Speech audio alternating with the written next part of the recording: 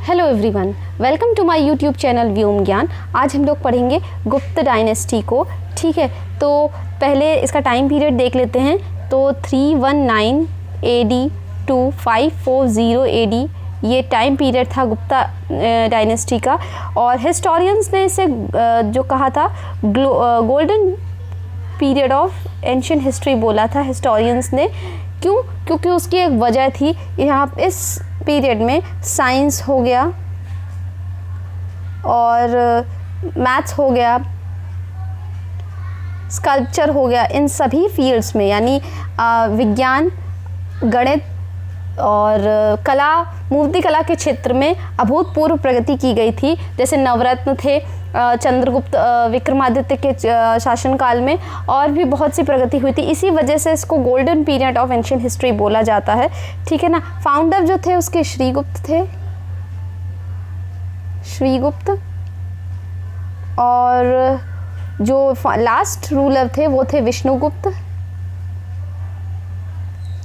और जो main important ruler हुआ करते थे वो थे चंद्रगुप्त, स्कंदगुप्त, समुद्रगुप्त, चंद्रगुप्त विक्रमादित्य, कुमारगुप्त, और इस तरीके से कुछ थे। ठीक है, तो यहाँ हम लोग पहला क्वेश्चन स्टार्ट करेंगे। आप लोग देखिएगा सीरीज़, वीडियो में अंत तक जरूर बने रहें। जो लोग चैनल पर नए हैं वो चैनल को प्लीज़ सब्सक्राइब करें, कमेंट सेक्शन पे बताया करें वीडियो कैसा लगा है, और अपने फ्रेंड्स के बीच ज़्यादा से ज़्यादा शेयर करें। ठीक है ना। संधि विग्रहित ये अधिकारी थे समुद्रगुप्त के टाइम पे। तो संधि विग्रहित का मतलब क्या है देख लेते हैं। क्या पोर्टफोलियो की बात यहाँ की जा रही है कि किस तरीके के पोर्टफोलियो असाइन किए जाते थे लोगों को, तो देखते हैं। संधि विग्रहित, संधि और युद्ध का मंत्री। कुमारामात्य गुप्त डायनेस्टी का सबसे बड़ा अधिकारी। कुमारामात्य नाम जो था वो कौन थे? इस नाम के जो अधिकारी होते थे वो गुप्त डायनेस्टी के समुद्रगुप्त के टाइम पे सबसे बड़े अधिकारी होते थे। ठीक। महादंड नायक न्यायाधीश होते थे। ध्रुवाधिकरण राजस्व वसूलने वाले अधिकारी होते थे। ध्रुवाधिकरण राजस्व वसूलने वाले अधिकारी होते थे, ऐसा यहाँ पर लिखा है। पर ध्रुवाधिकरण जो होते थे वो राजस्व वसूलने वाले अधिकारी नहीं बल्कि भूमि कर वसूलने वाले अधिकारी होते थे। ठीक है ना, भूमि कर वसूलने वाले अधिकारी होते थे। ठीक है, नेक्स्ट देख लेते हैं। तो जो संधि विग्रहित ministry of war and treaty, कुमारामात head office of Gupta empire, महादंड नायक जज होते थे। ध्रुवाधिकरण ऑफिसर्स हु कलेक्ट रेवेन्यू, यहाँ बिल्कुल गलत है। तो जो लोग लैंड रेवेन्यू लेते थे वो होते थे ध्रुवाधिकरण। ओके, नेक्स्ट क्वेश्चन देख लेते हैं। निम्नलिखित में से कौन से कथन गुप्त वंश से संबंधित हैं? तो संबंधित सही हैं, संबंधित सही हैं। तो गुप्त राजाओं का शासनकाल आर्थिक दृष्टि से समृद्धि एवं संपन्नता का काल माना जाता है। देखते हैं। भाग भूमि उपज का 1/6 भाग होता था। भाग एक तरीके का टैक्स होता था, उसका नाम होता था भाग, एक टैक्स है। तो जो कि लैंड के प्रोडक्शन का 1/6 पार्ट होता था। ठीक है। और करों की जो अदायगी होती थी यानी पेमेंट जो टैक्स की जाती थी वो हिरण्य या मेह रूप में की जाती थी। तो इसको भी देख लेते हैं। आगे देखते हैं। गुप्त काल के मंदिर यानी टेम्पल्स ऑफ गुप्त एरा पहले शिखर युक्त बनते थे, बाद में सपाट बनने लगे। तो ये जो गुप्त एरा के मंदिर होते थे पहले सपाट बनते थे यानी प्लेन रूफ के बनते थे, बाद में शिखर युक्त होने लगे। यहाँ पर ये स्टेटमेंट गलत है। ठीक है ना। तो जो डी वाला ऑप्शन है वो यहाँ पर एकदम गलत है, बाकी सभी सही हैं। ये स्टेटमेंट सही है। भाग 1/6 भाग होता है भूमि उपज का। करों की अदायगी हिरण्य और मेह रूप में की जाती है। यदि हिरण्य का मतलब होता है नगद और हेय का मतलब मेह का मतलब हो जाता है अन्न के रूप में। ठीक है ना। या तो आप अन्न दीजिए जो आपकी खेती में हुआ है या फिर आप नगद पैसे दीजिए।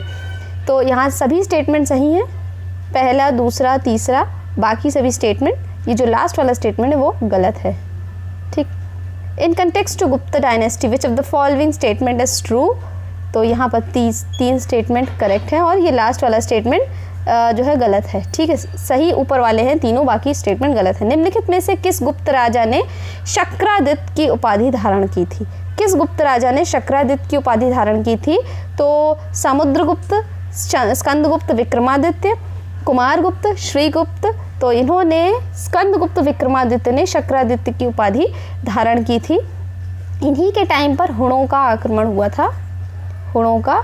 और तोरणमाड़ जो थे, तोरणमाड़ नहीं, तोरमाड़ जो थे वो हुण के एक अगर बोला जाए तो नामी शासक थे, ठीक है। Which of the following Gupta ruler attain title of Shakraditya? तो he is Skandagupta Vikramaditya. Next देख लेते हैं, समुद्रगुप्त की विजय अभियानों की जानकारी कहाँ से मिलती है? तो समुद्रगुप्त की विजय अभियानों की जानकारी प्रयाग प्रशस्ति अभिलेख से मिलती है, ठीक है। समुद्रगुप्त की विजय अभियानों की जानकारी प्रयाग प्रशस्ति अभिलेख से मिलती है। प्रयाग प्रशस्ति अभिलेख है कहाँ? आगरा में प्रयाग, ठीक है। जूनागढ़, गिरनार और मंदसौर कहाँ पर है? मध्य प्रदेश, एमपी में। नेक्स्ट देख लेते हैं, where do we get information about victory expedition of Samudragupta? तो इट इज प्रयाग प्रशस्ति इंस्क्रिप्शन। गुप्त काल के मंदिर लिखे हुए हैं, ये किस देवता से संबंधित है? भूमरा, शिव मंदिर से संबंधित है, ठीक है। तिगवा, ये भी विष्णु जी का मंदिर है। और शिरपुर जो है ये लक्ष्मण मंदिर है, पार्वती मंदिर नहीं है, लक्ष्मण मंदिर है, ठीक है ना। नेक्स्ट देख लेते हैं, देवगढ़। देवगढ़ जो है वो दशावतार मंदिर है, ये झांसी में स्थित है, उत्तर प्रदेश के झांसी में। नेक्स्ट देख लेते हैं, भूमरा शिव जी का टेम्पल है, करेक्ट। तिगवा विष्णु टेम्पल है। पार्वती लक्ष्मण टेम्पल है, लक्ष्मण टेम्पल है। देवगढ़ जो है वो दशावतार मंदिर है और ये झांसी में स्थित है, अभी मैंने बताया। नेक्स्ट देख लेते हैं, निम्नलिखित में से गुप्तकालीन मूर्ति कला के केंद्र हैं? तो गुप्तकालीन मूर्ति कला का जो उदय हुआ था मथुरा मूर्ति कला के से हुआ था, और जो गुप्तकालीन मूर्ति कला के जो केंद्र हैं वो है मथुरा, सारनाथ और पाटलिपुत्र। ये तीनों ही गुप्तकालीन मूर्ति कला के केंद्र हैं। तो इस तरीके से इसका जो राइट आंसर है वो है 6th नंबर, ठीक है ना। विच of the following is centre of Gupta era sculpture? तो यहाँ पर जो है ऑल ऑफ द अबव यहाँ पर इसका राइट आंसर है। नेक्स्ट देख लेते हैं, निम्नलिखित में से कौन से तथ्य सही हैं? तो देखते हैं, अजंता की गुफाएं महाराष्ट्र के औरंगाबाद जिले में स्थित हैं, ये तो सभी को पता होगा। अजंता की गुफाएं, अजंता और एलोरा की गुफाएं जो है महाराष्ट्र के औरंगाबाद जिले में ही स्थित हैं। नेक्स्ट देख लेते हैं, कुल 29 गुफाएं हैं जिसमें से 16, 17, 18 गुप्त काल से 19 गुप्त काल से संबंधित है। गुफा नंबर 16 में ही मरणासन राजकुमारी का चित्र है और गुफा नंबर 16 में ही अजातशत्रु और भगवान बुद्ध का जो मिलन का एक चित्र को पोर्ट्रेट किया गया है। तो क्या ये स्टेटमेंट सभी सही है? एकदम सारे स्टेटमेंट एकदम बिल्कुल सही है ये, और सभी के सही एकदम करेक्ट हैं, ठीक है ना। Which of the following statement is true? Caves of Ajanta is in Aurangabad district. There are total 29 caves in which cave number 16, 17 and 19 are of Gupta era. Painting of Death Asan princess is portrait in cave number 16, and all of the above statements are correct regarding Gupta dynasty, regarding Ajanta caves. तो next question देखते हैं, गुप्त काल की प्रसिद्ध रचनाएं। स्वप्न वासव दत्ता, ये भास ने लिखी थी। कादम्बरी बाणभट्ट की रचना है। अभिज्ञान शाकुंतलम कालिदास की रचना है। देवो चंद्रगुप्तम, ये मुद्रा राक्षस विशाख दत्त की रचना है। मुद्रा राक्षस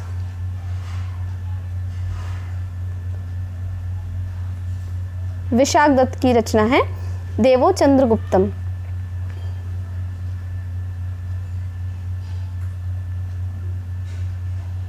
विशाख दत्त यहाँ पर आएगा।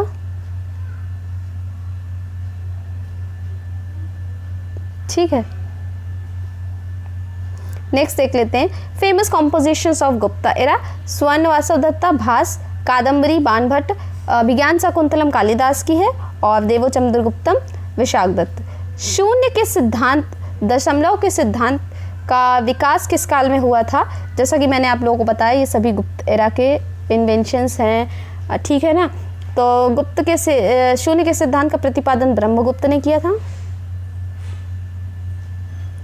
और दशमलव पद्धति आर्यभट्ट, ठीक है ना। In which of the following era principle of zero and decimal system developed?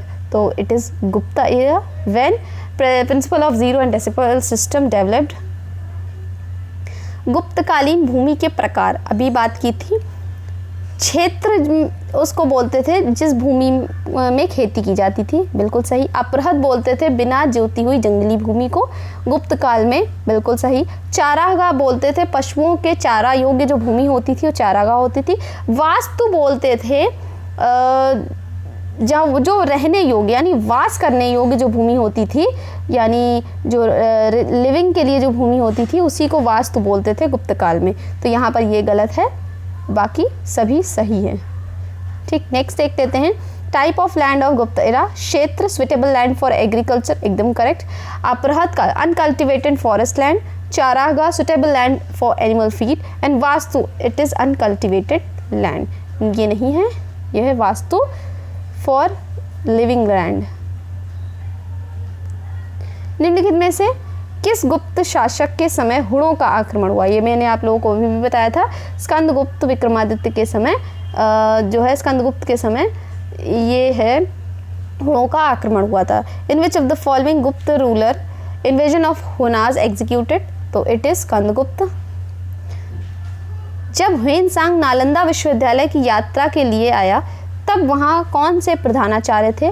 तो तब वहाँ जो प्रधानाचार्य थे नालंदा विश्वविद्यालय, तो जब वहाँ पे प्रधानाचार्य थे शीलभद्र थे। कौन थे? शीलभद्र, ठीक है ना। और who was the principal of Nalanda university when Hiuen Tsang visited there? तो he is Shilabhadra. Next question देखते हैं। सोने के सिक्कों को गुप्त अभिलेखों में क्या कहा जाता है? तो सोने के सिक्कों जो गुप्त काल में चांदी के सिक्कों का इस्तेमाल हम लोग आपसी लेन देन के लिए किया जाता था।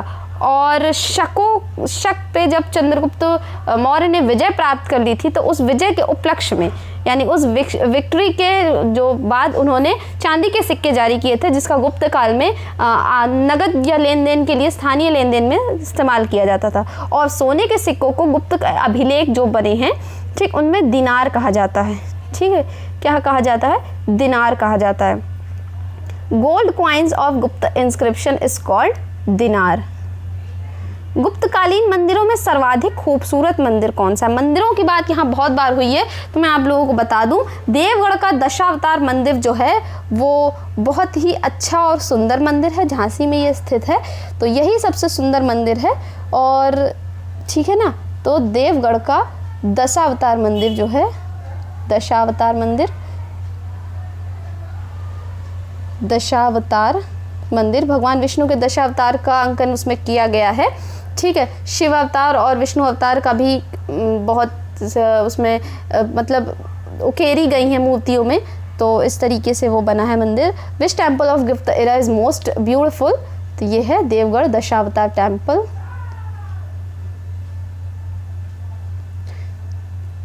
दशावतार।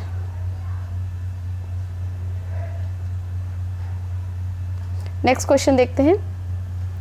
तो ये जो गुप्त डायनेस्टी में मैंने आप लोगों को सीरीज़ कराई है और जो भी आप लोगों को बताने की कोशिश की है, हर जितने भी एंशिएंट हिस्ट्री के क्वेश्चंस जो सीरीज़ में लेकर आई हूँ उन सभी का पार्ट 2 आएगा। ये तो 15 क्वेश्चन ही मैं एक वीडियो में कवर कर पा रही हूँ।